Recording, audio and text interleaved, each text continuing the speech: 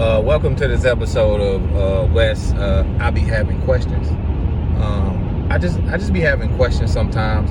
So I figured on my long ass commute to work, sometimes I ask my questions, and maybe y'all can help me out because I be confused. When it comes to basketball, NBA basketball, a lot of people have proclaimed and told me that Mr. Kyrie Irving is a superstar on the court. And don't get me wrong about what I'm about to say, because y'all that know me, y'all know I love his game. It's probably the most talented handler, dribbler, finisher that we've ever seen. Watching him is like watching an artist. He calls it his art, and he really does make it look like art the way he handles the ball. So, man, I can't take nothing like that away from Kyrie, man. His skills are just unmatched by anybody. But when it comes to winning and being a leader of a team, I've always questioned him in that regard, which is why I never really thought he deserved a superstar title.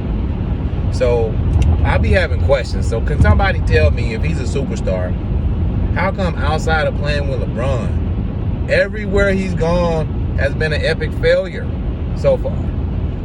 I remember watching him when he first came into the league, when he was in Cleveland before LeBron came back. I was stationed outside of Chicago, so I used to drive up to a lot of the Milwaukee Bucks games because they was really bad back then. It was like mad cheap, so I was getting like courtside seats. I remember seeing Steph, KD when he was with Oklahoma City, and even Kyrie when he was with Cleveland. And I remember how bad those teams were. Even back then, I was like, yeah, he's really talented, but man, he's not really able to lead a team to winning on a consistent basis.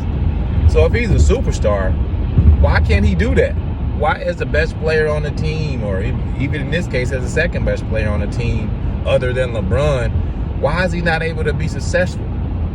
I don't understand. I don't get if he's a superstar. That's why I don't really think he's a superstar. I think he's an all-star.